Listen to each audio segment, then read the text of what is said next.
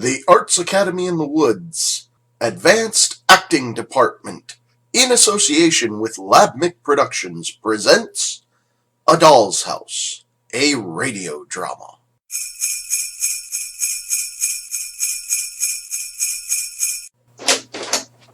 Hide the Christmas tree carefully, Ellen. The children must have no account to see it before this evening, when it's lit up. 50 or... There's a crown. No, keep the change. Why, thank you.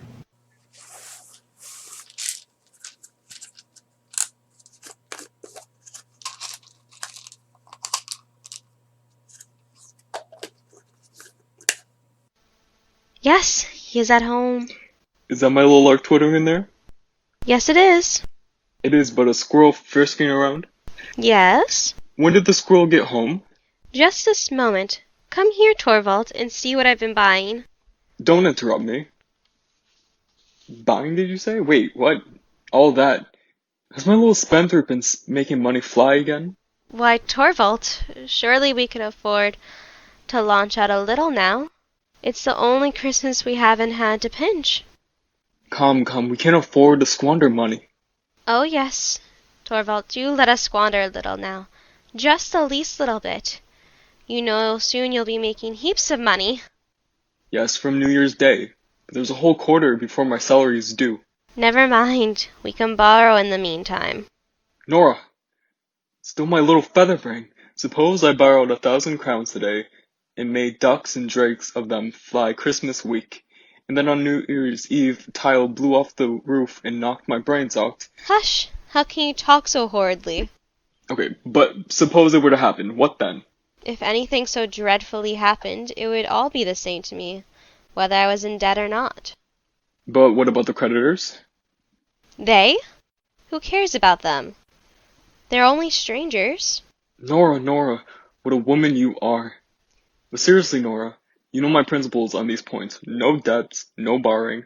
Home life easy to be free, beautiful as soon as founded on borrowing and debt.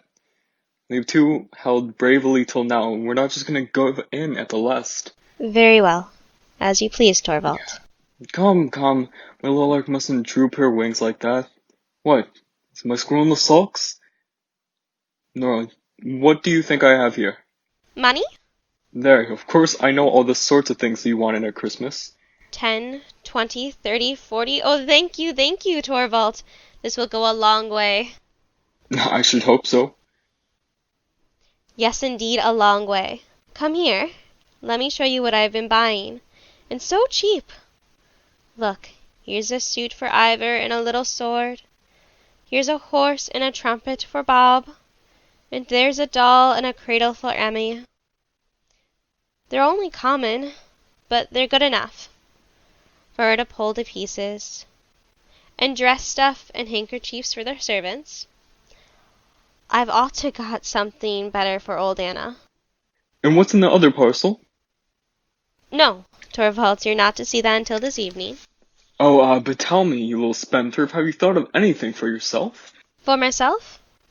Oh, I don't want anything. Nonsense, just tell me a sensible thing that you would like to have. Well, Out with it. you might give me some money, Torvald. Only just what you could think of to spare. Then I can buy something with it later on. But Nora... Oh, please do, dear. Please do. What do they call birds who are always making money fly? Yes, I know. Spendthrifts. Of course. But please do as I ask you. Torvald, then I shall have time to think of what I want most. Isn't that very sensible now? Certainly. That is to say, if you really kept the money I gave you, and really spent it on something for yourself, but it all goes into housekeeping and all the manner of useless things, and then I have to pay it up again. But Torvald... Can you deny it, dear Nora? My sweet little lark, but it gets through a lot of money. No one will believe how much it costs a man to keep such a little bird as you. For shame! How can you think such a thing? Why, I've saved as much as I can. Very true, as much as you can, but precisely nothing. If only you knew, Torvald, what expensive larks and squirrels have. You're a strange little being, just like your father. Always on the look for all the money you can lay your hands on, but the moment you have it, seems to slip right through your fingers. You never know what becomes of it. Well, one must take you as you are. This blood. Yes, Nora. Just that sort of thing is hereditary. I wish I had inherited many of Papa's qualities. And I don't wish you anything but what you are. My own sweet little songbird. But I say, it strikes me you look what shall I call it? So suspicious today. Do I? You do, indeed. Look me full in the face. Well, Hasn't the little sweet tooth been playing pranks today? no. How can you think such a thing? Didn't she look at the confectioner's? No, Torvald, really. Not a sip of jelly? No, certainly not. Hasn't she nibbled on a macaroon or two? No, Torvald, indeed. Well, of course, I'm only joking. I shouldn't think of doing something you disapprove of. No, I'm sure of that, and besides, you've given me your word. Well, keep your little Christmas secrets to yourself, Nora darling. Have you remembered to invite Dr. Ink? No, but it's not necessary. He'll come in as a matter of course. Besides, I shall ask him when he looks in today. I've ordered some capital wine. And I too. How the children will enjoy themselves, Torvald. It's glorious to feel one's assured position of ample means. Isn't delightful, Nora, to think about? Oh, it's wonderful. Do you remember last Christmas? For 3 whole weeks beforehand, you shut yourself up from evening till dawn till night to make flowers for the Christmas tree and all sorts of the marvels that were to have astonished us. I was never so bored in my life. I didn't bore myself at all. But it all came to a little end enough, Nora. Oh? Are you going to tease me about that again? How could I help the cat getting in and pulling all of it to pieces? To be sure you couldn't, my Nora. You did your best to give us all pleasure, but all the same it's a good thing to have hard times are over. Oh, isn't it wonderful? Now I needn't sit here and bore myself all alone, and you would tire your blessed eyes and delicate little fingers. No, I needn't. Need I, Torvald? Oh, how wonderful it is to think of. And now I'll tell you, I think we've ought to manage, Torvald, as soon as Christmas is over. Oh, there's a ring. That's somebody to come to call. How tiresome. I'm not home to callers. Remember that. A lady to see you, ma'am. Show her in. And the doctor has just come, sir. Has he gone to my study? Yes, sir. How do you do, Nora? How do you do? I see you don't recognize me. No, I don't think... Oh, yes, I believe. What? Christina? Is it really you? Yes, really I. Christina, and to think I didn't know you. But how could I... How you changed. You are... Christina. Yes, no doubt. In 9 or 10 years. Is it really been so long since we met? Yes, so it is. Oh, the last 8 years have been a happy time, I can tell you. And now you've come to town. All that long journey in the midwinter. How brave of you. I arrived by this morning's steamer. To have a Merry Christmas, of course. How delightful. But you're a little paler, Christina, and perhaps a little thinner. And much older, Nora. Yes, perhaps a little older. Not much. Ever so little. Oh, what a thoughtless wench I am. Here I sit chatting on, and dear Christina, can you forgive me? What do you mean, Nora? Poor Christina, I forgot. You are a widow. Yes, my husband died 3 years ago. Oh, you poor darling, how much you must have gone through. And he left you nothing? Nothing. And no children? None. Nothing? Nothing at all? Not even a sorrow or a longing to dwell upon. My dear Christina, how is that possible? Oh, it happens so sometimes, Nora. So utterly alone. How dreadful that must be. I have 3 of the loveliest children. I can show you them just now. They're out with their nurse. But now you must tell me everything. No, I want you to tell me. I must tell you one thing, perhaps. You've heard our great stroke of fortune. No? What is it? Only think, my husband has made manager of Joint Stock Bank. Your husband? Oh, how fortunate. Yes, isn't it? A lawyer's position is so uncertain, you see, especially when he won't touch any business that is the least bit shady, of course. Torvald never would, and there I quite agree with him. Oh, you can imagine how glad we are. He is so entered on his new position at the new year. Then he'll have a large salary and percentages. In the future, I think we shall live quite differently. Just as we please, in fact. Oh, Christina, I feel so light-hearted and happy.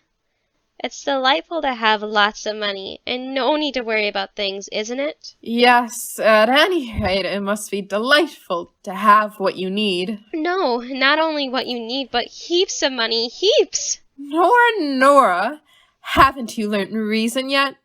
In our school days, you were a shocking little spendthrift. Yes, that's what Torvald says I am. Still. But Nora is not so silly as you all think. Oh, I haven't had a chance to told you how I've been much of a spendthrift. We've both had to work. You too? Yes, light fancy work. In the first year of our marriage, he overworked himself terribly, and he had to take on sorts extra work, and fell dangerously ill. Then doctors declared he must go to the south. You spent a whole year in Italy, didn't you? Yes, we did, and it wasn't easy to manage, I can tell you. Just after Ivor's birth. But of course we had to go. Oh, it was a wonderful, delicious journey, and it saved Torvald's life. But it cost a frightful lot of money, Christina. So I should think. $1,200, 4,800 crowns. Isn't that a lot of money? How lucky you had the money to spend. We got it from father. Oh, I see. He died just about that time, didn't he? Yes, Christina. Just then, only to think I couldn't go and nurse him. I was expecting little Ivor's birth daily, and then I had my poor sick Torvald to attend to. Dear kind old father, I never saw him again. Christina, oh, I think that's the hardest thing I've had to bear since my marriage. I know how fond of him you were. But then you went to Italy? Yes, you see, we had the money, and the doctor said we must lose no time. We started a month later. And your husband came back completely cured. Sound as a bell. But the doctor... What do you mean? I thought as I came in, your servant announced the doctor. Oh, yes, Dr. Ink. But he doesn't come here professionally. He's our best friend, and he never lets a day without looking in. Tell me, is it really true you didn't love your husband? What made you marry him then? My mother was still alive, you see, bedridden and helpless. And then I had my 2 younger brothers to think of. I didn't think it would be right for me to refuse him. Perhaps it wouldn't have been. I suppose he was rich then. Very well off, I believe. But his business was uncertain. It fell to pieces at his death. There was nothing left. And then? Then I had to fight my way by keeping a shop, a little school, anything I could turn my hand to. The last 3 years have been one long struggle for me. But now it is over, Nora. My poor mother no longer needs me. She is at rest, and the boys are in business and can look after themselves. How free your life must feel. No, Nora, only inexpressibly empty. No one to live for. That's why I could not bear to stay any longer in that out-of-the-way corner. Here, it must be easier to find something to take one up, to occupy one's thoughts. If I could only get some settled employment, some office work. But, Christina, that's such a drudgery, and you look worn out already. I wouldn't ever be so much better for you to go to some watering place and rest. I have no father to give me money, Nora. Oh, don't be vexed with me. My dear Nora, don't you be vexed with me. The worst of a position like mine is that it makes one so bitter. You have no one to work for, yet you have to be always on the strain. You must live, so you become selfish. When I heard of the happy change in your fortunes, can you believe it? I was glad for my own sake more than for yours. How do you mean? Ah, I see. You think Torvald can perhaps do something for you. Yes, I thought so. And so he shall.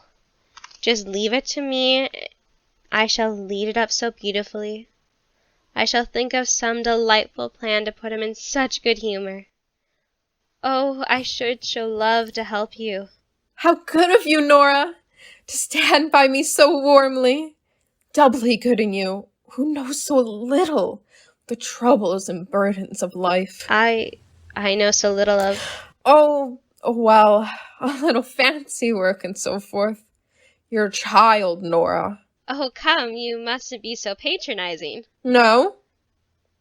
You're like the rest. You think I'm fit for nothing really serious. Well. You think I have no troubles in this weary world? My dear Nora, you've just told me all your troubles. Those trifles? I haven't told you the great thing. The great thing? What do you mean? I know you look down upon me, Christina, but you have no right to. You are proud of having worked so hard and so long for your mother. It's true. I am both proud and glad to have taken care of my mother in her last days. Yes, indeed. Now let me tell you, Christina, I too have something to be proud of and glad of. What do you mean? Hush, not so loud. Only think, if Torvald here, he mustn't, not for the worlds. No one must know about it, Christina, no one but you. Why, what can it be? I saved Torvald's life. Saved his life? How? I told you about our going to Italy. Torvald would have died but for that. Well, and your father gave you the money. Yes, Torvald and everyone believes, but But?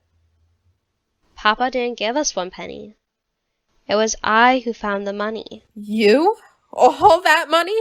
$1,200, 4,800 crowns. What do you say to that? My dear Nora, how did you manage it? Tra-la-la-la-la. Of course you couldn't borrow it. Why not? Why, a wife can't borrow without her husband's consent. Oh? When the wife has some idea of business and knows how to set about things. But Nora, I don't understand. Well, you needn't. I never said I borrowed the money. There are many ways I have gotten it. I may have got it from some admirer. When one is so attractive as I am. You're too silly, Nora. Now I'm sure you're dying of curiosity, Christina. Listen to me, Nora dear, haven't you been a little rash? Is it rash to save my husband's I life? think it was rash of you without his knowledge. But it would have been fatal to him, you know. Can't you understand that? He wasn't even to suspect how ill he was. The doctors came to me privately and told me his life was in danger. That nothing could save him but a winter in the south. Do you think I didn't try diplomacy at first? I told him how I longed to have a trip abroad like the other young wives. I wept and prayed. I said he ought to think of my condition and not to thought me. And then I hinted that we could borrow the money. But then, Christina, he almost got angry and he said I was frivolous and that it was his duty as a husband not to yield to my whims and fancies, so he called them. Very well, I thought. But save you must be. Then I found a way to do it. And did your husband never learn from your father that the money was not from him? No, never. Papa died at that very time. And you have never confessed to your husband? Good heavens, what are you thinking of? Tell him that there is such a loathing of debt, and besides, how painful and humiliating that be for Torvald, with his manly self-respect, to know what he owed anything to me. I would have utterly upset a relation between us. Our beautiful, happy home would never be what it is. Will you never tell him? Sometime, perhaps, when I'm not so pretty. You mustn't laugh at me. Of course, I mean when Torvald's not so much in love with me as he is now. When it doesn't amuse him any longer to see me dancing about and dressing up and acting. Then it might to have something in reserve. Nonsense, nonsense. That time will never come. Now, what do you say to my grand secret, Christina? Am I fit for nothing now? You may believe it has cost me a lot of anxiety. It has been no joke to meet my engagements punctually. You must know, Christina, that in business there is something called installments and quarterly interest that are terribly hard to provide for. So I've had to pinch a little here and there. Whether I couldn't save much out of housekeeping, for Torvald has to live well. And I couldn't go about the children badly dressed. All I got for them I spent on them. The blessed little darlings. Poor Nora. So it had to come out of your own pocket money. Yes, of course. When Torvald gave me the money for clothes, I never spent more than half of it. But it was hard, for it's nice to be beautiful dressed. Now, isn't it? Indeed it is. Well, and besides that, I made money in other ways. Last winter, I was so lucky I got a heap of copying to do. I shut myself up every evening and wrote far into the night. Oh, sometimes I was so tired, so tired. Yet it was splendid to work that way and earn money. I almost felt as if I was a man. Then how much have you been able to pay off? Well, I can't precisely say. It's difficult to keep all that sort of business stuff clear. I only know I've paid everything I could scrap together. There's a ring. Perhaps I had better go. No, do stay. No one will come here. It's sure to be someone for Torvald.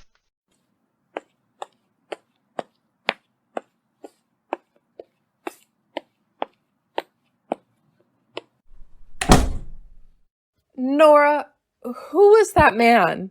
A Mr. Krogstad, a lawyer. That it was really he. Do you know him? I used to know him. Many years ago.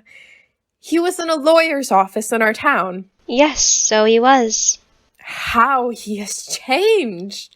I believe his marriage was unhappy. And he is a widower now. With a lot of children. His business is not of the most credible, they say. Isn't it? I don't know, but don't let us think of business. It's so tiresome. No, I am anyway. I shall go and have a chat with your wife. Oh, I beg your pardon. I'm on the way here too. No, not in the least. Dr. Ink? Mrs. Linden. Oh, indeed. I've often heard Mrs. Linden's name. I think I passed you on the stairs as I came up. Yes, I go so very slowly. Stairs try me so much. You were not very strong? Only overworked. Nothing more. Then no doubt you've come to town to find rest and a round of dissipation. I've come to look for employment. Is that an approved remedy for overwork? One must live, Dr. Rank. Yes, that seems to be the general opinion. Come, Dr. Mate. Don't you want to live yourself? To be sure I do. However wretched I may be, I want to drag on as long as possible. All my patients, too, have the same mania. And it's the same with people whose complaint is moral. At this very moment, Helmer is talking to just such a moral, incurable... Oh, Whom do you mean? Oh, a fellow named Krogstad. A man you know nothing about. Corrupt to the very core of his character. But even he began by announcing as a matter of vast importance that he must live. Indeed. And what did he want with Torvald? I haven't an idea. I only gathered that it was some bank business. I didn't know that Mr. Krogstad had anything to do with the bank. Yes, he's got some sort of place there. Tell me, Dr. Ink, are all the employees dependent on Torvald now? It is funny to think that Torvald has such power over so many people.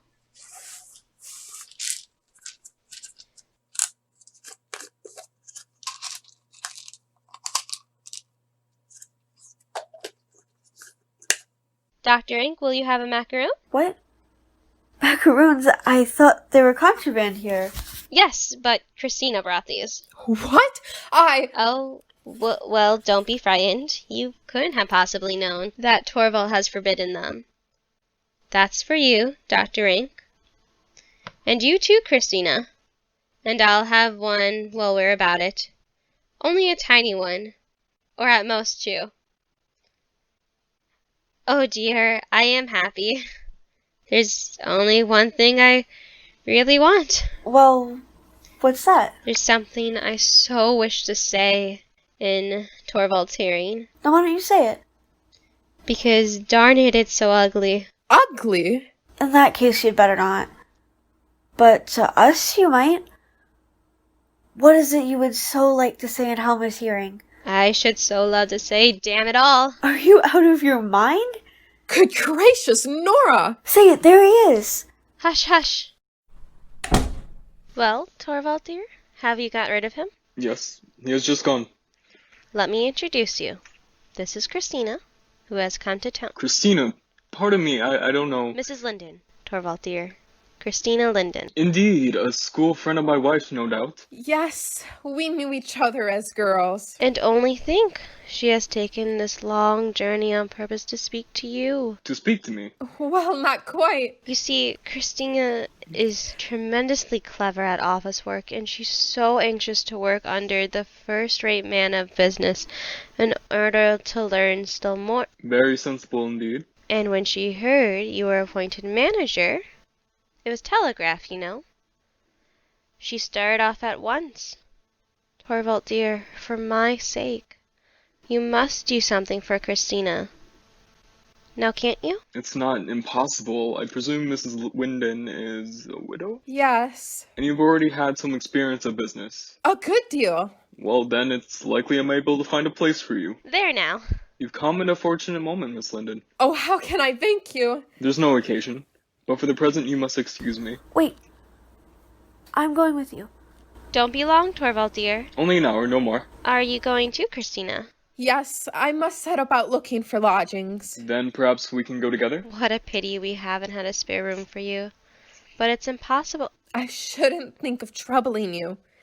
Goodbye, dear Nora. And thank you for all your kindness. Goodbye for the present. Of course, you'll come back this evening. And you too, Dr. Ink. There they are. Come in. Oh, my sweet darlings. Do you see them, Christina? Aren't they lovely? Don't let us stand here chattering in the drought. Come, Mrs. Linden. Only mothers can stand such temperament. How fresh and bright you look. Have you had great fun? That's splendid. Well, you are quite a man, Ivor. Oh, give her to me, little Anna, my sweet little dolly. Yes, yes, Mother'll dance with you too, Bob. Did you have a great game of snowballs? Oh, I wish I'd been there. No, leave them, Anna. I'll take things off. Go to the nursery. You look frozen. You'll find some hot coffee on the stove. Really? A big dog ran after you. But he didn't bite you.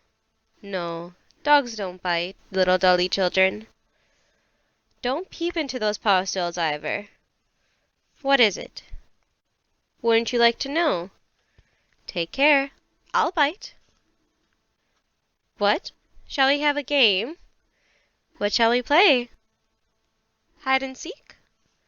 Yes, let's play hide and seek.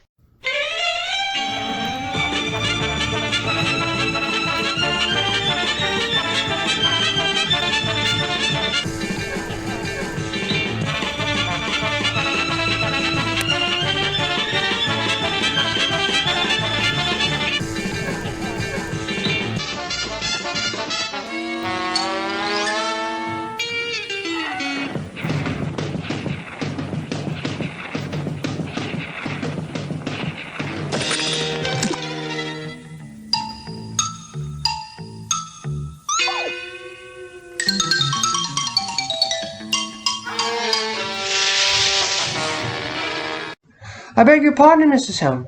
Ah? What do you want? Oh, excuse me. The outer door was ajar. My husband is not home, Mr. Krogstad. I know. Then what do you want?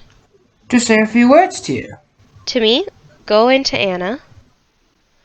It is to me you wish to speak. Yes, to you. Today? But it's not the first yet? No, today is Christmas Eve.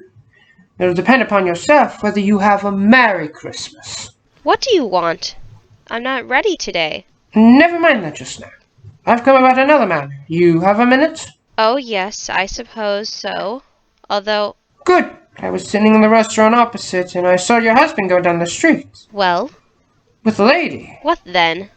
May I ask if the lady was Mrs. Linden, Yes, who had just come to town? yes, today. Had I believe she is an intimate friend of yours? Certainly, but I don't understand. I used to know her. I know you did. Ah, you know all about it. I thought as much. Now, frankly, is Mrs. Linden to have a place in the bank? How dare you categorize me in this way? Mr. Krogstad used to portent of my husband? But since you ask, you shall know. Yes, Mrs. Linden is to be employed, and it is I who recommended her. Mr. Krogstad, now you know. Then my guess was right. You see, one is a wee bit influenced after all. Mrs. Helmer, will you have the kindness to employ your influence on my behalf? What? How do you mean? Will you be so good as to see that I retain my subordinate position in the bank? What do you mean? Who wants to take it from you? Come now. Once for all, there is time yet. I advise you to use your influence to prevent it. But Mr. Krogstad, I have no influence, absolutely none. None? But I saw you said a moment ago. Of course not, in that sense. How can you imagine that I should have such influence over my husband? Oh, I know your husband from our college days. I don't think he is any more inflexible than other husbands. If you talk so disrespectfully of my husband, I must request for you to leave the house. You are bold, madam. I am afraid of you no longer. When New Year's Day is over, I shall soon be out of the whole business. Listen to me, Mrs. Helmer. If need be, I shall fight as though my life to keep my little place in the bank. Yes, so it seems. It is not only for the salary. That is what I care least about. It's something else. Well, I had better make clean breast of it. Of course, you know, like everyone else, that some years ago I got into trouble. I think I've heard something of the sort. The matter never came into court, but from that moment all paths were barred to me. My sons are growing up, and for their sake I must try to recover my character as well as I can. This place in the bank was the first step, and now your husband wants to kick me off the ladder and back into the mire. But I assure you, Mr. Krogstad, I haven't had the least power to help you. That is because you have not the will. but I can compel you. You won't tell my husband that I owe you money. Suppose I were to. It would be shameful of you. When your husband was ill, you came to me to borrow $1,200.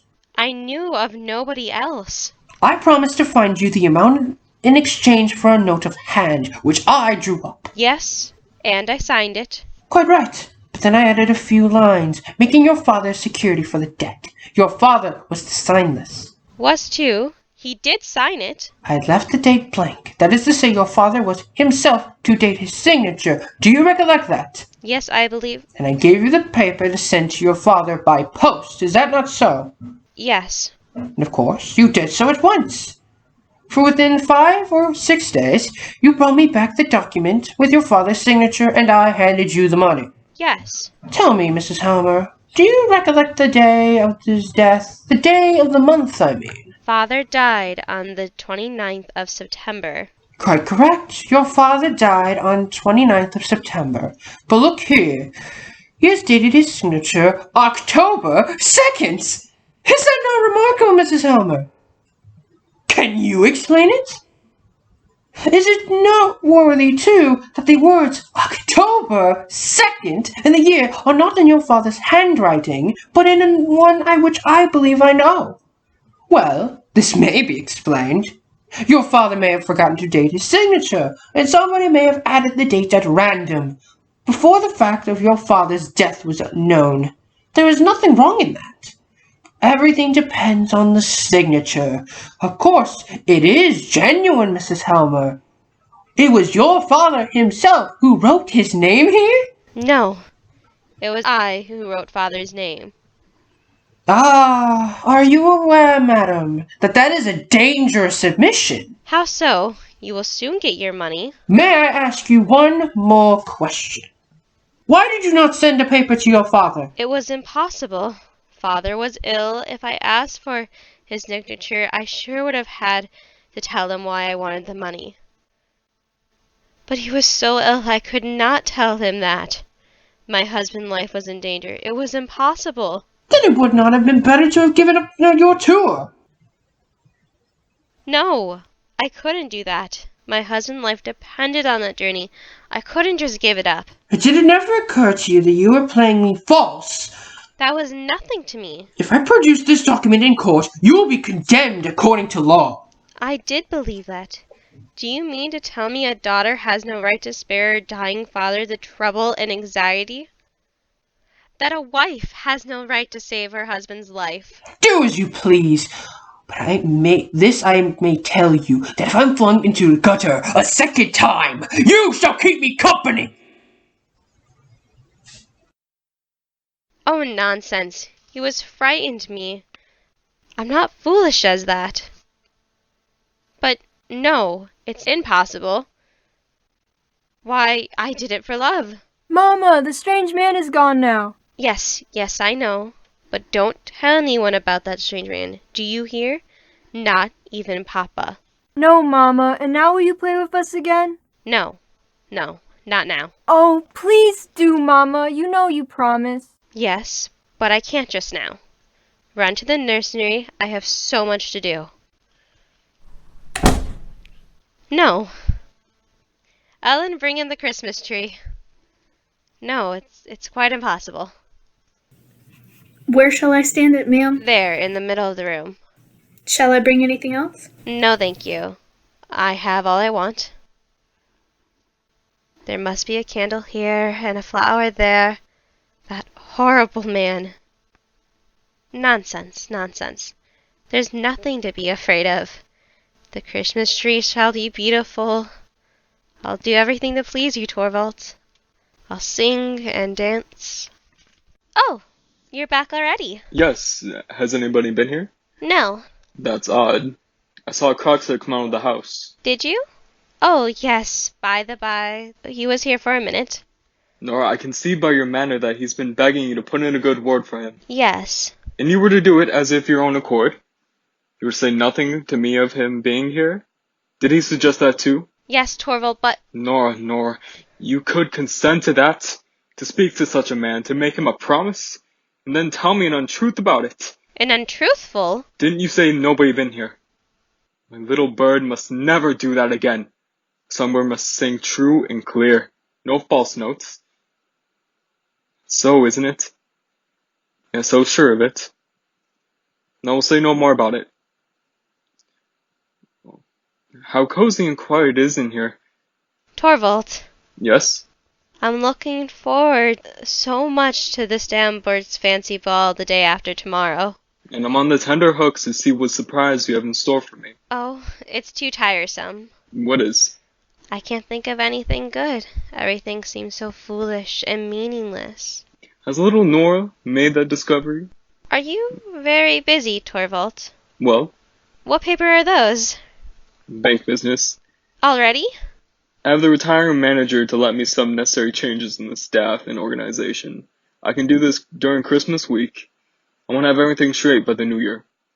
Then that's why poor Crocs... If you hadn't been so very busy, I should have asked you a great favor, Torvald. What can it be? Out with it. Nobody has such perfect taste as you. And I should love to look so well at the fancy ball. Torvald, dear, couldn't you take me in my hand and settle what I'm to be? Arrange my costume for me? Aha. So my willful little woman is at a loss and making signals of distress. Yes, please, Torvald. I can't get on without your help. Well, I'll think it over. And soon, we'll hit upon something. Oh, how good that is of you. How well the red flowers show. Tell me, was anything so dreadful this Crogsett had in trouble about? Forgery, that's all. He hadn't been driven to by need. Yes, or, like so many others, he may have done it out of pure headlessness. I'm not so hard-hearted as to command a man absolutely for a single fault. No, surely not, Torvald. And a man can retrieve his character if he owns his crime and then he takes the punishment. Punishment? But Crogsett didn't do that. He evaded the law that means by tricks and subterfuges. And that's what morally ruined him. Do you think that... Just think how a man with a thing of that sort of thing on his conscience can be always lying and canting and shamming. Think of the mask he must wear towards those who stand nearest to him, towards his own wife and children. The effect on the children, that's the most terrible part of it, Nora. Why? Because in such an atmosphere of lies of home life is poison contaminated by every fiber. Every breath of the child draws some kind of germ of evil. As a lawyer, my dear, I've seen it often enough. Nearly all the cases of corruption early may have traced to lying mothers. Why mothers? It generally comes from the mother's side, but of course the father's influence may act in the same way. Every lawyer knows it too well. And here, this Crogsett has been poisoning his own children for the years past of lies and hypocrisy.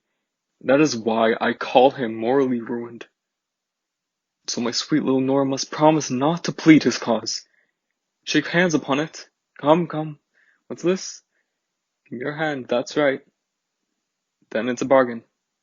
I assure you that it would be impossible for me to work with him. It gives me a positive sense of physical discomfort to come in contact with such people. How warm it is here, and I have so much to do.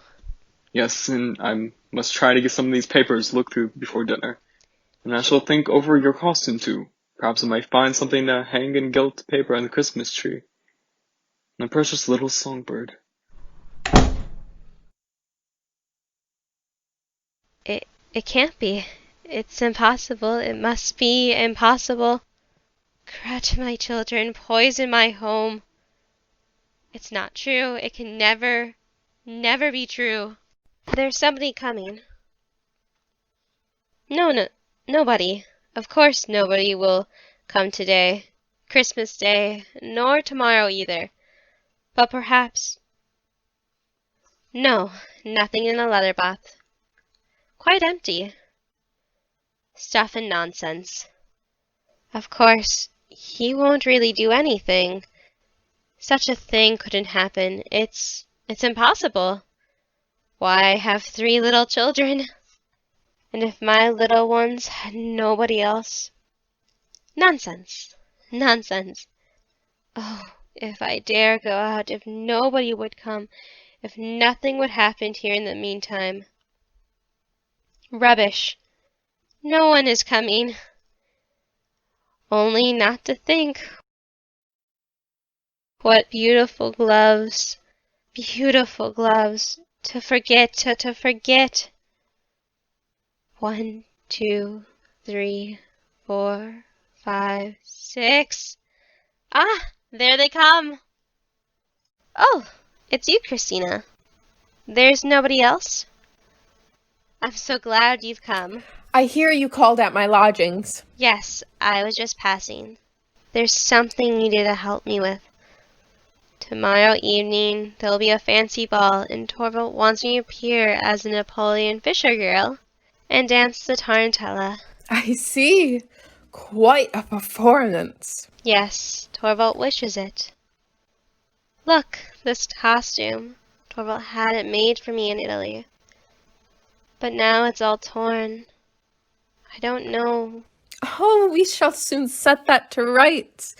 It's only the trimming that has come loose here and there. Have you a needle and thread? Ah, here's the very thing. Oh, how kind of you. So you're to be in costume tomorrow, Nora? I'll tell you what. I shall come in for a moment to see you in all your glory. But I've quite forgotten to thank you for the pleasant evening yesterday. Oh, yesterday? It didn't seem so pleasant as usual. You should have come to town a little sooner, Christina.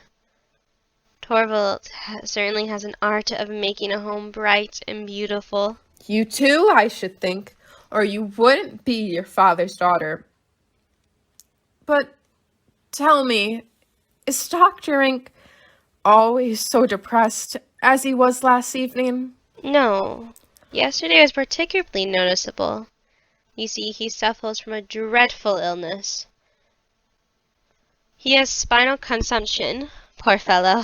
They say his father was a horrible man who kept mistresses and all sorts of things. So the son has been so sickly from his childhood. You understand. Why, my darling Nora, how do you come to know such things? Oh, when one has 3 children, one sometimes has visits from women who are half doctors. And they talk one thing and another. But tell me, is he quite sincere? I mean, isn't he rather given to flattering people? No, quite the contrary. Why would you think so? When you introduced us yesterday, he had said he had often heard my name. But I noticed afterwards that your husband had no notion who I was. How could Dr. Ink... He was quite right, Christina. You see, Torvald loves me so indescribably. He wants to have me all to himself, as he says. When we first married, he almost got jealous even if I mentioned any of my old friends at home. So naturally, I gave up doing it. But I often talk of the old times with Dr. Ink, for he likes to hear about them. Listen to me, Nora. You are still a child in many ways. I am older than you, and have had more experience. I'll tell you something. You ought to get clear of all this with Dr. Ink. Get clear of what? The whole affair, I should say. Yes? I should have thought he would have had better taste. I don't understand you a bit. Don't pretend, Nora. Do you suppose I can't guess who lent you the $1,200? Are you out of your senses? How can you think such a thing? A friend who comes here every day? Why, the position would be so unbearable. Then it really is not he? No, I assure you. But I'm quite sure that if I had spoken to Dr. Ink... Behind your husband's back? I must get clear of one thing. That behind his back, I must get clear of that. Nora, you are hiding something from me. Can you see it in my face? Something has happened since yesterday morning, Nora. What is it? Christina. Hush.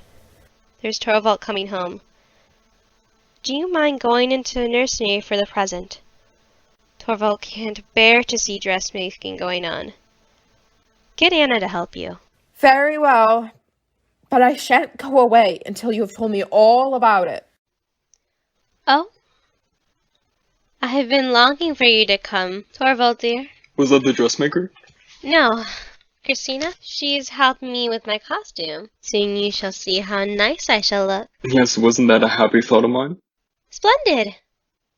But isn't it good of me to have given in about the tarantella? Good of you. To give in to your own husband? Well, you little madcap, I don't know you don't mean it. But I won't disturb you. I dare say you want to be trying on? And you are going to work, I suppose. Yes, look here. I just come from the bank. Torvald? Yes? If your little squirrel were to beg you for something so prettily, Well, would you do it? I know what it must be first. What is it? The squirrel would skip and play all sorts of tricks if you would only be so nice and kind. Come then, out with it. Your lark would twitter from morning till night. No, she does that in any case. I will be an elf and dance in the moonlight for you, Torvald. No, you can't mean what you're hinting at this morning. Yes, Torvald, I beg, I implore you. Have you really had the courage to begin that again? Yes, for my sake. You must let Krogstad keep his place in the bank. My dear Nora, it's his place I intend for Mrs. Linden. Yes, that is so good of you, but instead of Krogstad you could dismiss some other clerk. Why, this is incredible obstinacy. Because you have the thoughtlessly promised to put in a good word for him, I am too. It's not that, Torvald. It's for your own sake. This man writes for the most scurriest newspapers. Ah, I understand. What do you mean? You're thinking of your father. Yes, of course. Only think of the shameful slanders and wicked people used to write about father. I believe they would have got him dismissed if you hadn't been looked into it and been kind to him and helped him. My little Nora, between your father and me there is all the difference in the world. Your father was not altogether impeachable. I am, and I hope to remain so. Oh, no one knows what wicked men may hit upon when they live so quietly and happily now in our cozy, peaceful home. You and I and the children, Torvald. That's why I beg and I implore you. And it's just pleading his cause that makes you impossible for me to keep him. It's already known at the bank that I intend to dismiss Krogstad if I were to be reported that the new manager let himself be turned around in his wife's little finger. What then? Oh, nothing. So long for a willful woman can have her way, I'm to make myself a laughingstock to the whole staff. Besides, there's only one thing that makes Krogstad impossible to work with. What thing? I could perhaps overlook his moral failings in the pinch. Yes, couldn't you, Torvald? I hear he's good at his work. But the fact is, he was a colleague chum of mine. There was one of those rash friendships between us that goes on repents later. Might as well confess it all once. He calls me by my Christian name. He's so tactless enough to do it. Even when the others are present, he delights in putting in the airs of familiarity. Torvald here and Torvald there, I assure you it is most painful to me. He would make my position at the bank perfectly unendurable. Torvald, surely you're not serious. No, why not? That's such a petty reason. What, petty? Do you consider me petty? No, on the contrary, Torvald dear. And it's just why... Never mind, you can call my motives petty. Then I'll petty be too. Petty.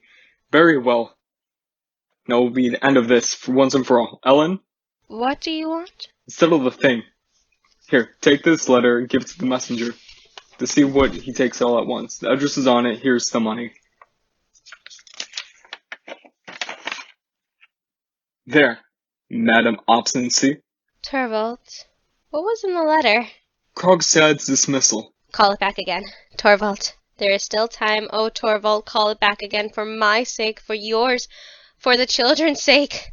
Do you hear, Torvald? Do it! You don't know what that letter will bring upon us. Too late. Yes. Too late. My dear Nora, I forgive your anxiety, though it is anything but flattering to me. Let what will happen when it comes to a pinch, I shall have the strength and courage enough. What do you mean by that? The whole burden, I say, Nora, that you shall never do. Very well, then we'll share it. Nora's man and wife. That is how it should be. Are you satisfied now? Come. Don't look like a scared little dove. It's nothing, foolish fancies. Now you ought to play the tarantella through practice and tambourine, and I shall sit in my inner room, shut both doors, and anything much of a noise as you please. And when Carxa comes, just tell him that I'm where I'm to be found. He would do it. Yes, he would do it. He would do it in spite of all the world. No, never that. Never. Anything rather than that. For some reason, some way to escape. What shall I do? Dr. Ink. Anything rather than... Good afternoon, Dr. Ink. I knew you by your ring. But you mustn't go to Torvald now. I believe he's busy. And you? Oh, you know very well I always have time for you. Thank you. I shall avail myself of your kindness as long as I can. What do you mean, as long as you can? Why lie to oneself? I am the most wretched of all my patients, Mrs. Helmer. In these last days, I have been auditing my life account. Bankrupt. Perhaps before a month is over, I shall lie rotting in the churchyard. Oh? What an ugly way to talk. The thing itself is so confoundedly ugly, you see. There is one thing I want to say to you. Helmer's delicate nature shrinks so from all that is horrible. I will not have him in my sick room. But Dr. Ink... I won't have him, I say. Not on any account. I shall lock my door against him. As soon as I am quite certain of the worst, I shall send you my visiting card with a black cross on it. And then you will know that the final horror has begun. Nonsense. Now cheer up. Well, after all, the whole thing's only worth laughing at. Dear Dr. Ink, this shall not take you away from Torvald and me. Oh, you'll easily get over the loss. The absent are soon forgotten. Do you think so? People make fresh ties, and then... Who make fresh ties? You and Helmer will, when I am gone. You yourself are taking time by the forelock, it seems to me. What was that Mrs. Linden doing here yesterday? Oh, you're surely not jealous of poor Christina. Yes, I am. She will be my successor in this house. When I'm out of the way, this woman will perhaps... Hush! Not so loud. She's in there. Today as well, you see? Only to put my costume in order. Dear me, how unreasonable you are. Now do be good, Dr. Ink. Tomorrow you shall see how beautifully I shall dance. When I sit here gossiping with you, I can't imagine, I simply cannot conceive what would have become of me if I had never entered this house. Yes, I think you do feel at home with us. And now to have to leave it all. Nonsense. You shan't leave us. And not to be able to leave behind the slightest token of gratitude. Scarcely even a passing regret. Nothing but an empty place that can be filled by the first comer. And if I were to ask for you... No. For what? For a great proof of your friendship. Yes? I mean, for very, very great service. Would you really for once make me so happy? Oh, you don't know what it is. Then tell me. No, I really can't, Dr. Ink. It's far too much. Not only a service, but help and advice besides. So much the better. I can't think what you could mean. But go on. Don't you trust me? As I trust no one else. I know you are my best and truest friend, so I will tell you. Well then, Dr. Ink, there is something you must help me prevent. You know how deeply and wonderfully Torvald loves me. He wouldn't hesitate a moment to give his very life for my sake. Nora, do you think he's the only one who would gladly give his life for you? Oh. I have sworn that you shall know it before I go. I shall never find a better opportunity. Yes, Nora, now I have told you. And now you know that you can trust me as you can no one else. Let me pass, please. Nora. Ellen, bring in the lamp. Oh dear, Dr. Rink, that was too bad of you. Did I have loved you as deeply as anyone else? Was that too bad of me? No. But that you shouldn't have told me. It was so unnecessary. What do you mean? Did you know? Nora, Mrs. Helmer, I ask you, did you know? Oh, how can I tell you what I knew or didn't know? I really can't say. How could you be so clumsy, Dr. Ink? It was all so nice. Well, at any rate, you know now that I am at your service, body and soul. And now, go on. I beg you to tell me what you want. I can tell you nothing now. Yes, you mustn't punish me in that way. Let me do for you whatever a man can.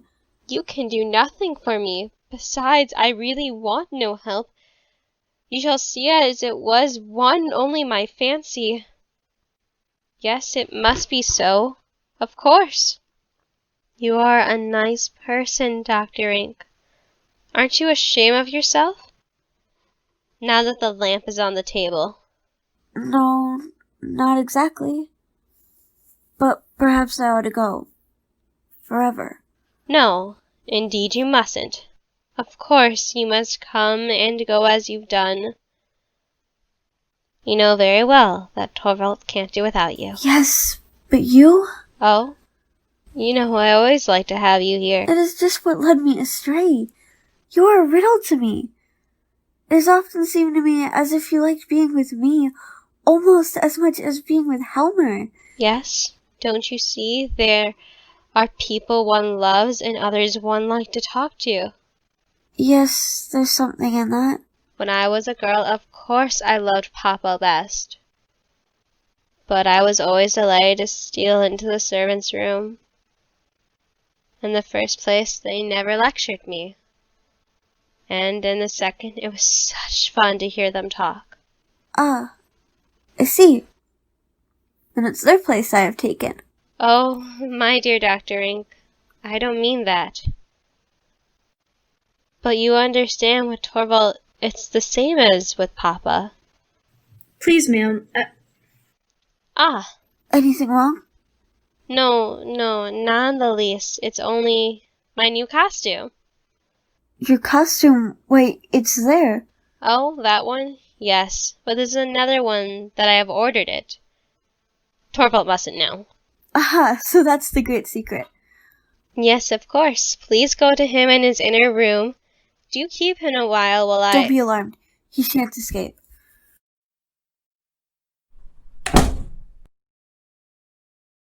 Speak softly. My husband is home. All right.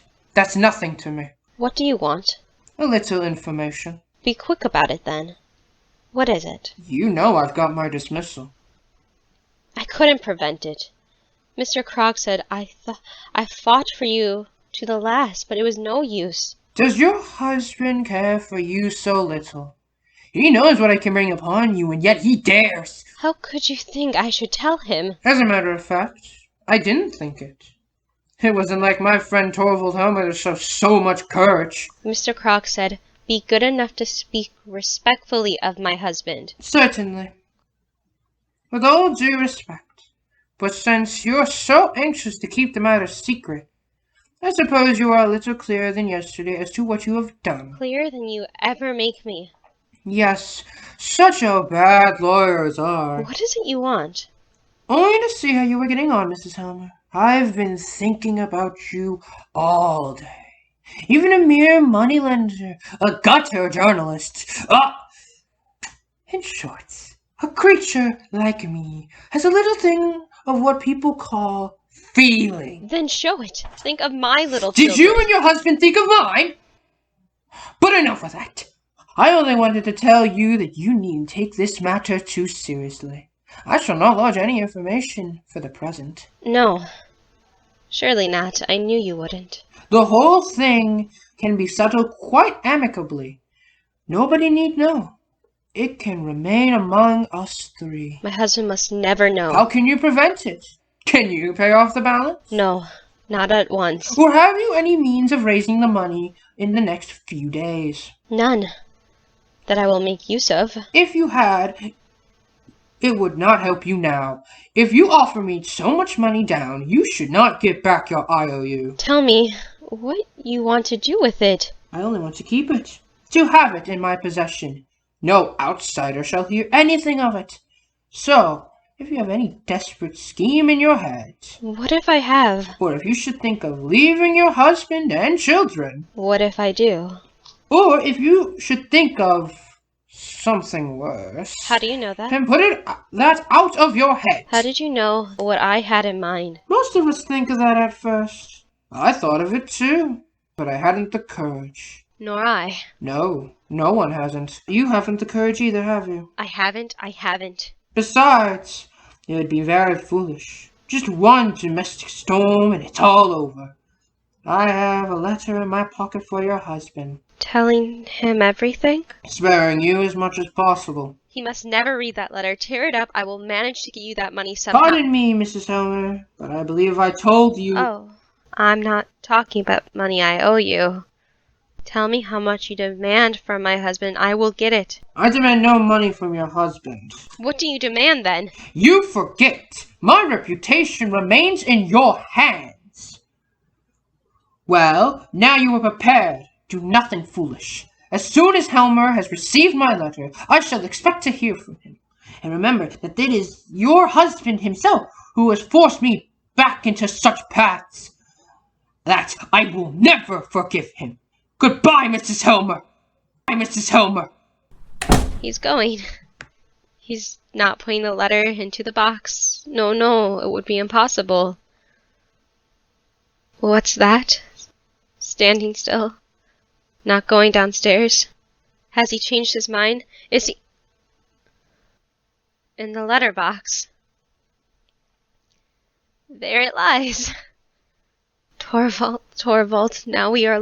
There, I think it's all right now. Shall we just try it on? Christina, come here.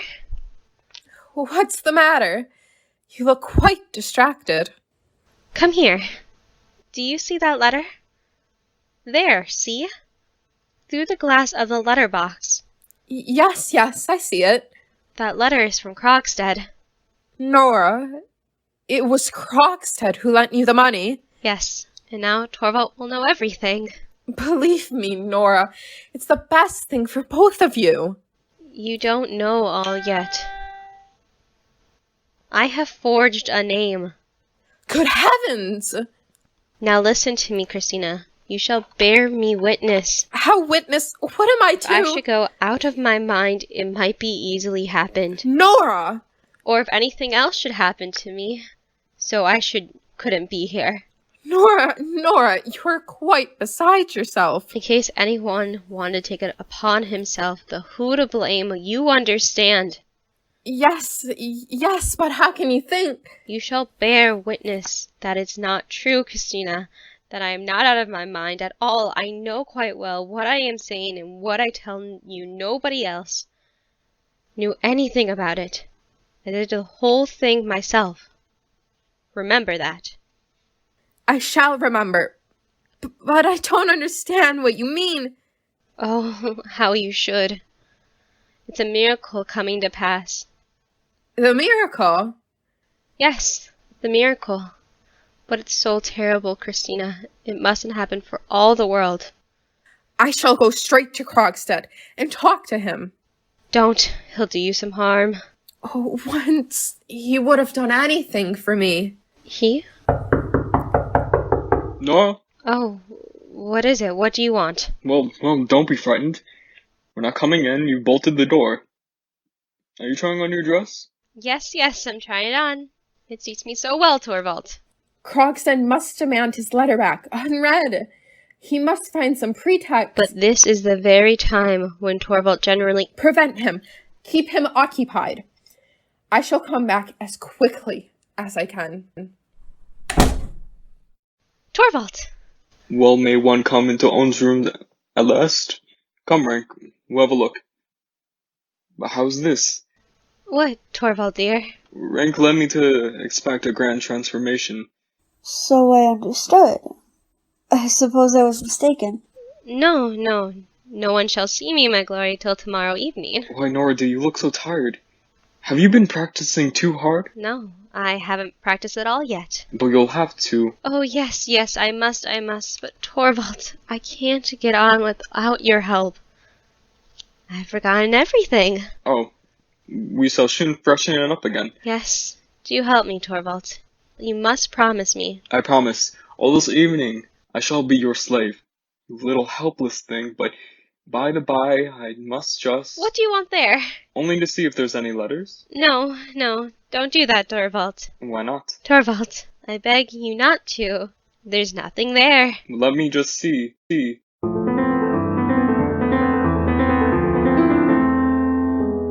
Aha. I can't dance tomorrow if I don't rehearse with you first. Are you really so nervous, dear Nora? Yes, dreadfully.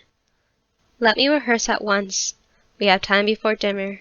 Oh, do sit down and play for me, Torvald dear. Direct me, put me in the right place as you used to. With all the pleasure in life, since you wish it. Now play for me. Now I'll dance.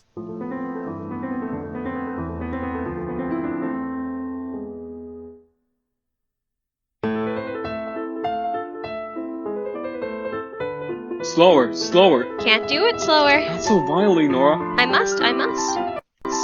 No, Nora, that will never do. Didn't I tell you so? Let me play for her. Yes, do. Then I can direct...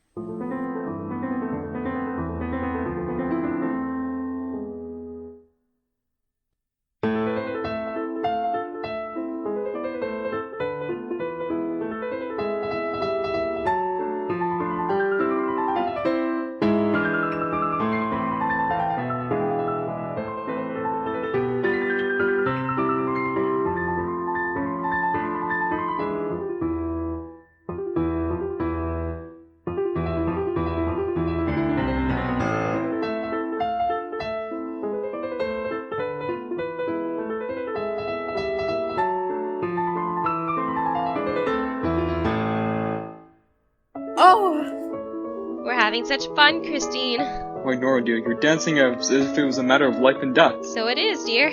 Rank, stop. This is mere madness. Stop, I say. Couldn't have believed it. You've forgotten everything I've taught you. You see for yourself. You really do want teaching. Yes, you see how much I need it. You must practice with me till the very last moment. Will you promise me, Torvald? Certainly. Neither today nor tomorrow must you think of anything but me. You mustn't open a single letter. Mustn't even look at the letter box. You're still afraid of that man. Oh, yes, I am. Nora, I can see it on your face. There's a letter from him in that box. I don't know. I believe so. But you're not going to read anything now. Nothing ugly must come between us until all this is over. You mustn't contradict her. The child shall have her own way, but tomorrow night, when the dance is over... Then you shall be free. But now go into the dining room, and you too, Dr. Rank. Christina, you must help me do up my hair. There's nothing in the wind? Nothing? I mean... Oh, nothing of the kind. It's merely this babishly anxiety I've been telling you about. Well? He's gone out of town. I saw it in your face. He comes back tomorrow evening. I left a note for him. You shouldn't have done that. Things must take their course. After all, there's something glorious in waiting for a miracle. What is it you're waiting for? Oh, you can't understand. Go to them in the dining room, and I shall come in a moment. 7 hours till midnight. Then 24 till the next midnight. Then the tarantella will be over. 24 and 7. 31 hours to live. What's become of my little lark? Here she is. Not here yet. The time is nearly up. If only he hasn't... Ah, there he is. Come in. There is no one here. I found a note from your house. What does it mean? I must speak to you. Indeed. And in this house? I could not see you at my rooms. They have no separate entrance. Come in. We are quite alone. Their servants are asleep, and the Helmers are at the ball upstairs. Ah, so the Helmers are dancing this evening. Really? Yes, why not? Quite right. Why not? And now let us talk a little. Have we two anything to say to each other? A great deal. I should not have thought so. Do you really think me so heartless? Do you think I broke with you lightly? If not, why did you write me that letter? Was it not best? Since I had to break with you, was it not right that I should try to put an end to all that you felt for me? So that was it? And all of this for the sake of money? You ought not to forget that I had a helpless mother and 2 little brothers. We could not wait for you, Niles, as your prospects then stood. When I had lost you, I seemed to have no firm ground left under my feet. Look at me now. I am a shipwrecked man clinging to a spar. Rescue may be at hand. It was at hand. Then you came and stood in the way. Without my knowledge, Niles, I did not know till today that it was you I was to replace in the bank. Well, I take your word for it. But now that you do know, do you mean to give away? No, I have learnt prudence. Life and bitter necessity have schooled me. And life has taught me not to trust fine speeches. Then life has taught you a very sensible thing. But deeds you will trust? What do you mean? I have no one to mourn for. No one to care for. You made your own choice. No choice was left me. Well, what then? I must have work, or I can't bear to live. All my life, as long as I can remember, I have worked. Work has been my one great joy. Now, I stand quite alone in the world, aimless and forlorn. There is no happiness in working for oneself, Niles. Give me somebody and something to work for. I cannot believe in all this. Is it simply a woman's romantic craving for self-sacrifice? Have you ever found me romantic? Would you really... Tell me, do you know all my past? Yes. And do you know what people say of me? Did you not just say now that with me you could have been another man? I'm sure of it. Is it too late? Christina, do you know what you are doing? Yes, you do. I see it in your face. Have you the courage, then? I need someone to be a mother to, and your children need a mother. You need me, and I need you, Niles. I believe in your better self. With you, I fear nothing. Thank you. Thank you, Christina. Now, I shall make the others see me as you do. No, I forgot. Hush! The tarantella! Go! Go! Why? What is it? Don't you hear the dancing overhead? As soon as that is over, they will be here. Oh, yes, I shall go. Nothing will come of this after all, of course. You don't know the steps I've taken against the Helmers. Yes, Niles, I do know. And yet you have the courage to... I know to what lengths despair can drive a man. Oh, if only I could undo it. You could. Your letter is still in the box. Are you sure? Yes, but... Is that what it all means? You want to save your friend at any price? Say it out! Is that your idea? Niles, a woman who has once sold herself for the sake of others does not do so again. I shall demand my letter back again. No, no. Yes, of course. I shall wait till the Helmers come, tell them to give it back to me, and then it's only about my dismissal. That I don't want it read. No, Niles, you must not recall the letter. But tell me, wasn't that just why you got me to come here? Yes, in my first alarm. But a day has passed since then, and in that day, I've seen incredible things in this house. Helmer must know everything. There must be an end to this unhappy secret. These two must come to a full understanding. They must have done with all the shifts and subterfuges. Very well. If you like to risk it for one thing, I can do, and at once. Make haste. Go, go. The dance is over. We're not safe another moment. I shall wait for you in the streets. Yes, do. You must see me home. I've never been so happy in my life. What a change! What a change! To have someone to work for, to live for, a home to make happy. Well, it shall not be my fault if I fail. I wish they would come. Ah, here they are. I must get my things on.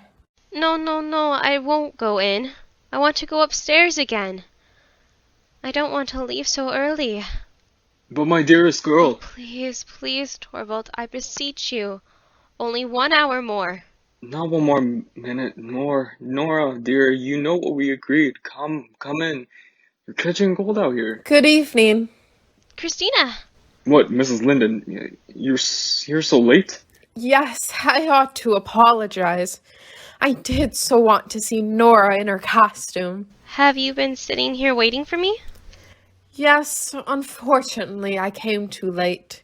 You'd gone upstairs already, and I felt I couldn't go away without seeing you. Well then, just look at her. I assure you she's worth it. Isn't she lovely, Mrs. Linden? Yes, I must say. Isn't she exquisite? Everyone said so. But ever the dreadfully obstinate, dear little Nora creature. What was be done with her? Just think. I almost had to force her away. Oh, Torvald, you'll be sorry some day that you didn't let me stay. If only for 1/2 hour more. There, you hear, Mrs. Linden? She dances her tarantella with wild applause, and she's well deserved it, I must say. Though was perhaps a little too much nature in her rendering the idea. More was, strictly speaking, artistic. But never mind, the point is, she made a great success, a tremendous success. Was I to let her remain that? To weaken that impression? Not if I know it. I took my sweet little Capri girl into my capricious little Capri girl, I might say under my arm, rapid turning around the room, courtesy to all sides, and the same novel's lovely apparition vanished. An exit should have been always be effective, Mrs. Linden, but I can't get Nora to see it. By Jove, it's warm in here. What? No light? Of course, excuse me. Well? I've spoken to him. Aunt? Nora, you must tell your husband everything. I knew it. You have nothing to fear from Krogstad, but you must speak out. I shall not speak. Then the letter will. Thank you, Christina. Now I know what I have to do. Shh. Well, Mrs. Linden, have you admired her? Yes, and now I must say goodnight. What, already? Does this knitting belong to you? Yes, thanks. I was nearly forgetting it. Then you do knit. Yes. Do you know you ought to embroider instead? Indeed? Why? Because it's so much prettier. Look now. You hold the embroidery in the left hand, so when you work the needle through the right in a long, graphic curve, don't you? Yes, I suppose so. But knitting is always ugly. Just look, your arm so closely to your sides. The needles are going up and down, and there's something Chinese about it. Like they really give us a splendid champagne tonight. Well, good night, Nora, and don't be obstinate anymore. Well said, Mrs. Linden. Good night, Mr. Helmer. Good night, good night. I hope you'll get safely home. I should be glad too, you have such a short way. Good night, good night, good night. At last we got rid of her. She's such a terrible bore. Aren't you very tired, Torvald? No, not in the least. nor sleepy? Not in a bit. I feel particularly lively, but you look so tired and sleepy. Yes, very tired. I shall soon sleep now. There, you see, I was right, after all, not to let you stay any longer. Oh, everything you do is right. Now my little lark is speaking like a reasonable being. Did you notice how jolly Rank was this evening? Indeed. Was he? I had no chance of speaking with him. Nor I much, but I haven't seen him in such good spirits for a long time. It's splendid to be back in our home, to be quite alone together. Oh, you enchanting creature. Don't look at me in that way, Torvald. Am I not to look at my dearest treasure? Out of the loveliness that is mine, and mine wholly entirely mine? You mustn't say these things to me this evening. I see you have the Antilla and Tarantella still in your blood. That makes you all the more enticing. Listen, do all the people are going now. Nora, soon the whole house will be still. Yes, I hope so. Yes, don't you, Nora, darling? When we are among strangers, do you know why I speak so little to you, and keep so far away, only to steal a glance at you now and then? Do you know why I do it? Because I am fancying that we love each other in secret. I'm secretly betrothed to you. No one else dreams there's anything between us. Yes, yes, yes.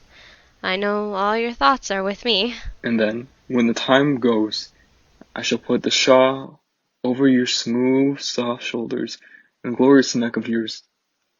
Imagine that you are my bride and that the marriage is just over, and I'm bringing you for the first time to my house, that I am alone with you, first time, quite alone with you, all your trembling loveliness. All this evening I've been longing for you, and you only. When I watched you swaying and swirling, my blood boiled. I couldn't endure it longer, and that's why I made you come home with me so early. I see you're still teasing me, little Nora. Am I not your husband? Who's there? It is I. May I come in for a moment? Oh, what can you want now? Wait a moment.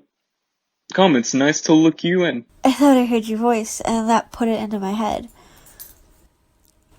This dear old place. How cozy you two are. You seem to find it pleasant and upstairs, too. Exceedingly. Why not? Why shouldn't one take one's share of everything in this world? All one can, at least, and as long as one can. The wine was splendid. Especially the champagne. Did you notice it? It's incredible the quantity I contrived to get down. Why shouldn't one have a jolly evening after a well-spent day? Well spent. Well, I haven't much boast of any in that respect. But I have, don't you see? I suppose you have engaged in a scientific investigation, Dr. Ink. Quite right. Bless me, little Nora talking about scientific investigations. Am I to congratulate you on your result? By all means. It was good, then. The best possible. Both for doctor and patient. Certainty. Certainty? Absolute certainty. Wasn't I right to enjoy myself after that? Yes, quite right, Dr. Ink. And I say so, provided you don't have to pay for it tomorrow. Well, in this life, nothing is to be had for nothing. Dr. Ink, I'm sure you're very fond of masquerades. Yes, when there are plenty of amusing disguises. Tell me, what shall we two be at our next masquerade? Little featherbrain. Think of your next already? We two? I'll tell you. You must go as a good fairy. But what costume would that indicate? She's simply to wear her everyday dress. Capital. I don't know. What will you be of yourself? Yes, my dear friend. I am perfectly clear upon that point. Well? At the next masquerade, I shall be invisible. What a comical idea. There's a big black hat. Haven't you heard of the invisible hat? It comes down all over you, and then no one can see you. And now, goodbye. Goodbye, goodbye, my dear fellow. Sleep well, Dr. Ink. Thanks for the wish. Wish me the same? You? Very well, since you ask me. Sleep well. Well. He's been drinking a good deal. I dare say. Torvald, what are you doing there? I must empty the letterbox. It's quite full here. There will be no more room for newspapers tomorrow morning. The letter. Oh, no, no, Torvald. 2 visiting cards. From Rank. From Dr. Rank? Dr. Rank. They were on the top. You must have just put them in. Is there anything on them? There's a black cross over the name. Look at it. An unpleasant idea. It looks just as if he was announcing his own death. So he is. What? Do you know anything? Has he told you anything? Yes, these cards mean he has taken his leave of us. He is going to shut himself up and die. Poor fellow.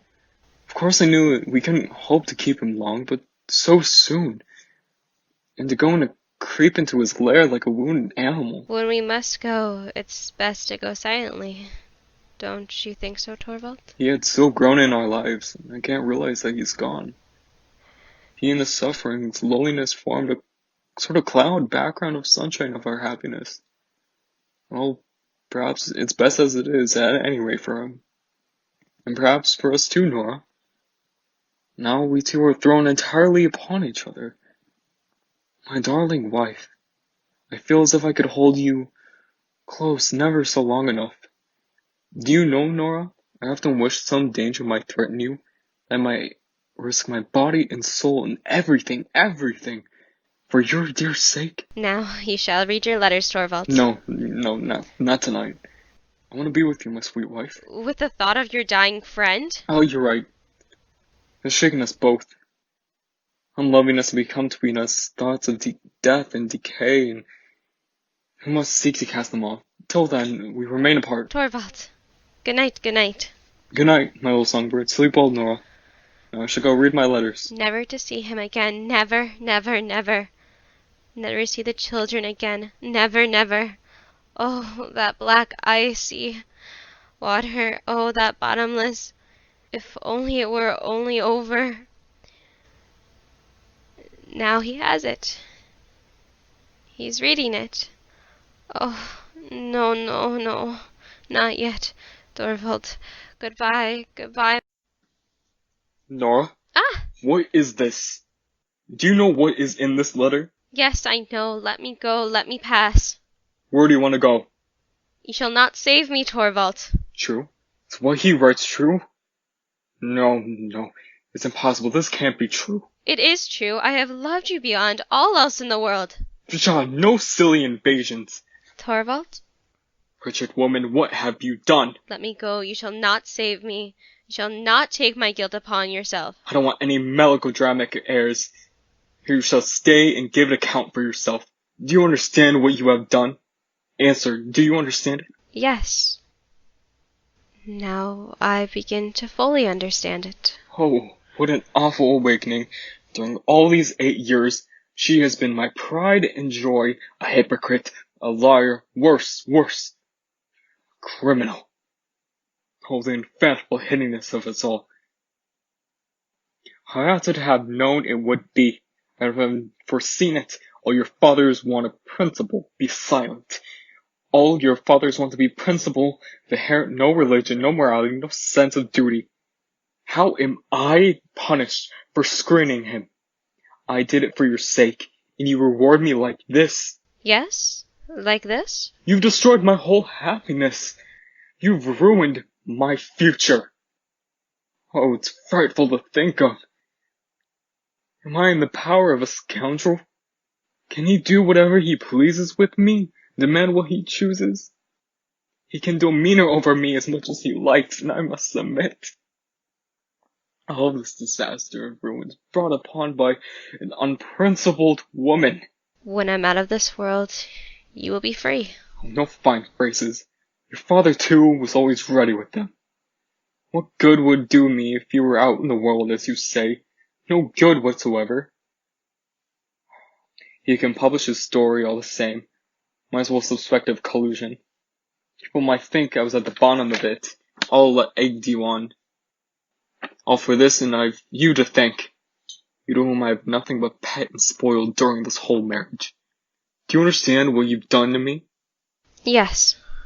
The thing is so incredible, I can't grasp it. But we must come to an understanding. Take off that shawl. Take it off, I say. I must try to pacify him. One way or another, the matter must be hushed, cost what it may. For you and me, we must make no outward change in our way of life. No outward change, you understand? Of course, you will continue to live here, but the children cannot be left in your care. I do not trust them with you. Oh, to say to this, oh, the lovely tenderly, who I'm still... But the must be a thing of the past. Henceforth there would be no question of happiness, no merely of saving ruins, but the shreds, the show. What's that? So late. Can it be the worst, can he? Hide yourself, Nora. Say you are ill. God, it's from him. You shall not have it, I shall read it. Read it? Hardly the courage to. We may both be lost, both you and I. I must know. Nora! Nora, oh! I must read it again. Yes. Yes, it is so. I am saved? Nora, I am saved! And I? You too, of course. We are both saved. Both of us. Look here. He sends you back your poor missionary note. He writes that he regrets and apologizes. That a happy turn in his life. Oh, no matter what he writes, we are saved, Nora. No one can harm you. Oh, Nora, Nora. But first, to get rid of this hateful thing, I'll see. No, I will not look at it. The whole thing shall be nothing but a dream to me.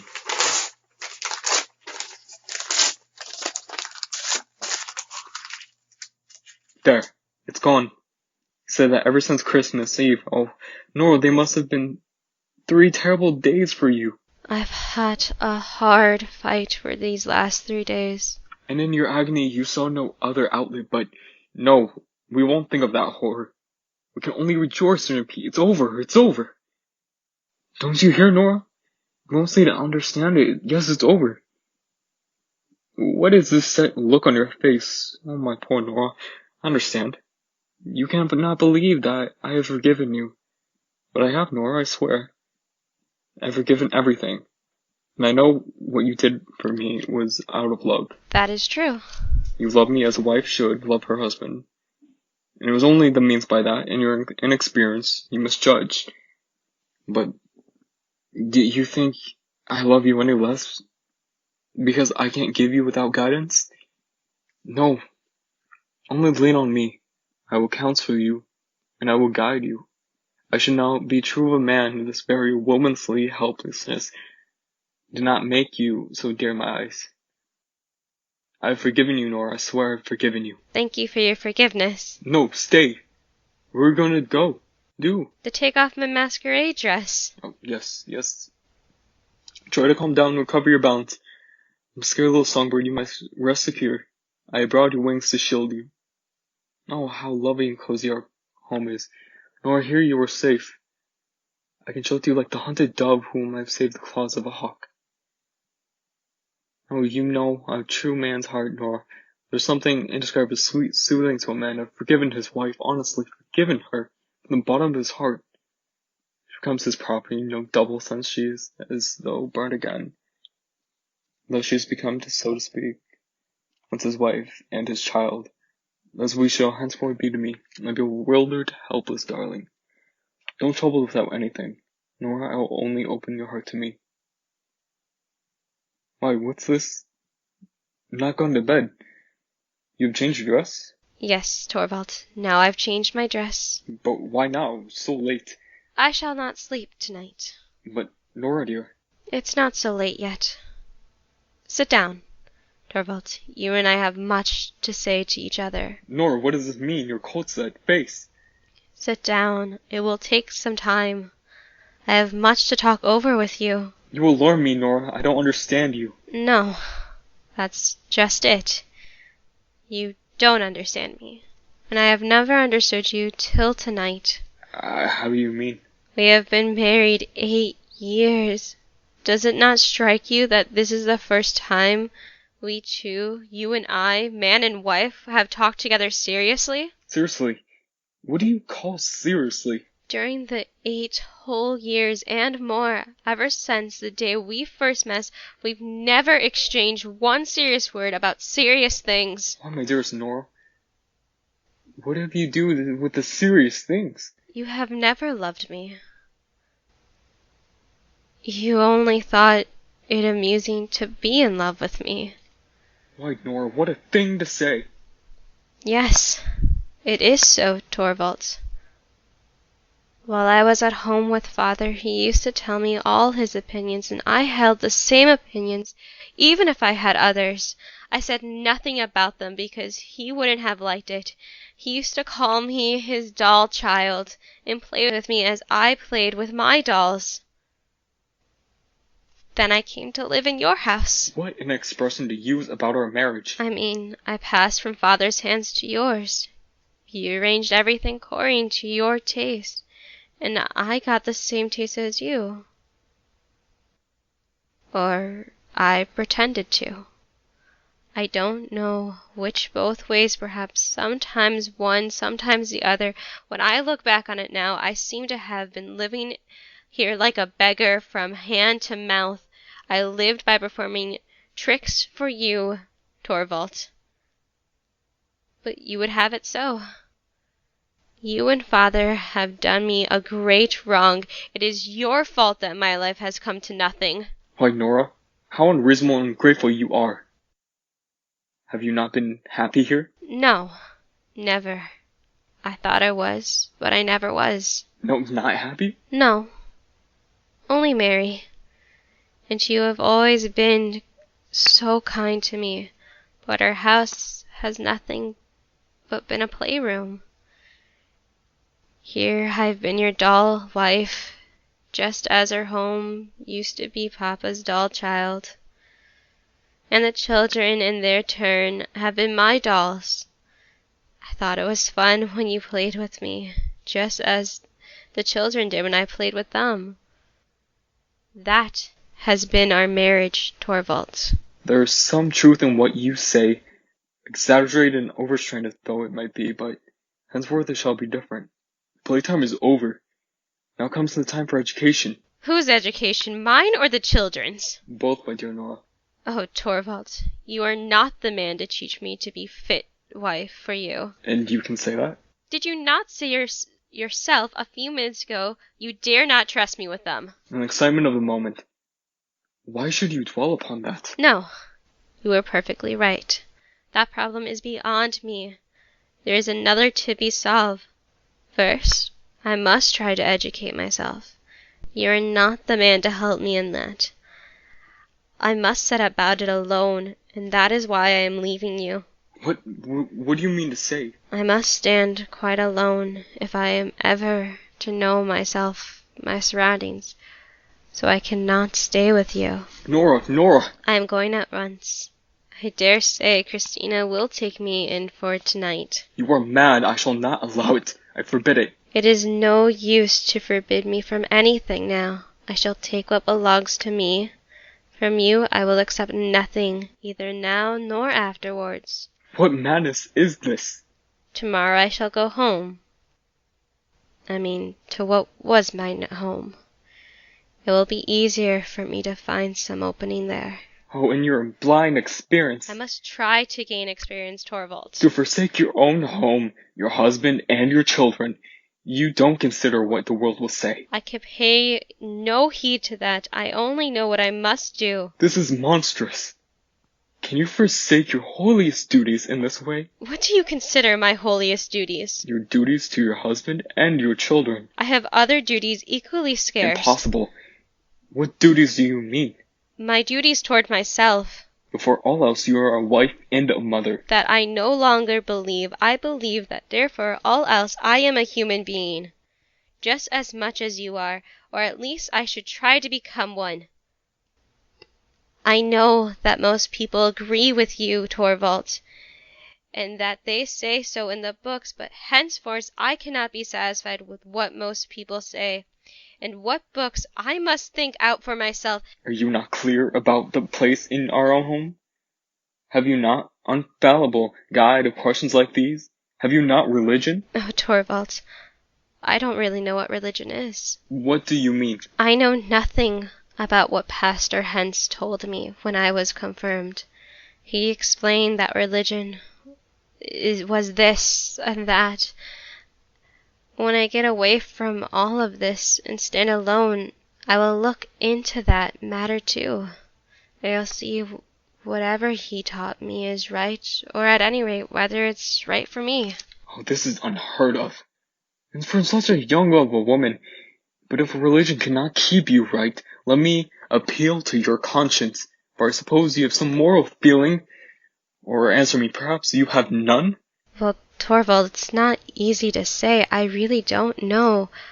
I am all at sea about these things. I only know what I think differently from you about them. You talk like a child. You don't understand the society in which you live. No, I do not. But now I shall try to learn. Nor you are ill. You are feverish. I almost think if you are out of your senses. I have never felt so much clearness and certainty as tonight. You are clear and certain enough to forsake your husband and children. Yes, I am. There's only one explanation possible. What is that? You no longer love me. No, that is just it. Nora, can you say so? Oh, I'm so sorry, Torvalds. For you've always been so kind to me, but I can't help it. I do not love you any longer. Are you clear and certain to the point too? Yes. Can you make it clear for me how fortified are your love? Yes, I can. It was this evening when the miracle did not happen, for then I saw you were not the man I imagined. I don't understand. When Krogstad's letter laid in the box, it never for a moment occurred to me that you would think of submitting to that man's conditions. I was convinced you would say to him, "Make it known to the world," and then... Well, when I've given my own wife's name up to disgrace and shame... Then I firmly believe that you would come forward, take everything upon yourself, and say, "I am the guilty one." Nora! You mean I would never accept such a sacrifice? No, certainly not. But what would my accessions have been worth in observation of yours?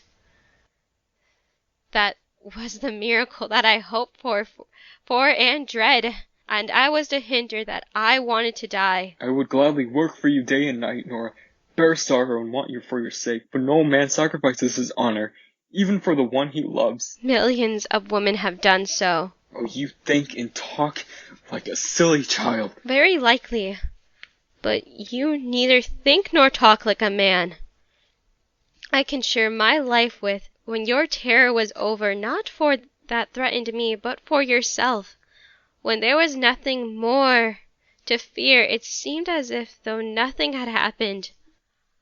I was your lark again, your doll, just as before, whom you would have take twice as much care of in the future, because she was so weak and so fragile. Torvald, in that moment, it burst upon me that I have been living here these 8 years with a strange man, that I borne to him 3 children. I see it. I see it. An abyss has opened between us. Nor can it never be filled up. As I now am I no wife to you. I have strength to become another man. Perhaps when your doll is taken away from you. To depart from you, Nora, no. I can't grasp the thought. The more reason for things to happen. Nora, not now. Wait till tomorrow. I can't spend the night in a strange man's house. Can we not live here, as brother and sister? You know very well that wouldn't last long. Goodbye, Torvald. No, I won't go to the children. I know they are in better hands than mine, as I now am. I can be nothing to them. But sometime, nor sometime. How can I tell? I have no idea what will become of me. But you are my wife, now and always. Listen, Torvald, when a wife leaves her husband's house, as I am doing, I have heard that in the eyes of the law he is free from all his duties to her. At any rate, I release you from all duties. You must not feel yourself bond any more than I shall. There must be perfect freedom of both sides. There, I give you back your ring. Give me mine. That too? That too. Here. Now, it's all over. The Sylvans will know everything in the house better than I do. Tomorrow, Christina will come to pack up my things I brought with me from home. I will have them sent after me. All over, Nora. Will you ever never think of me again? Oh, I shall think of you. And the children. And this house. May I write to you? No, never. You must not. But I must send you. Nothing. I must help you if you need it. No. I take nothing from strangers. Nora, I can never be more than a stranger to you. Oh, Torvald. Then the miracle of miracles would have to happen. What is the miracle of miracles? Both of us would have to change so that... Oh, Torvald, I no longer believe in miracles. But I will believe. Tell me. We must change that. That communication between us shall be a marriage. Goodbye. Nora. Empty. She's gone. The miracle of miracles.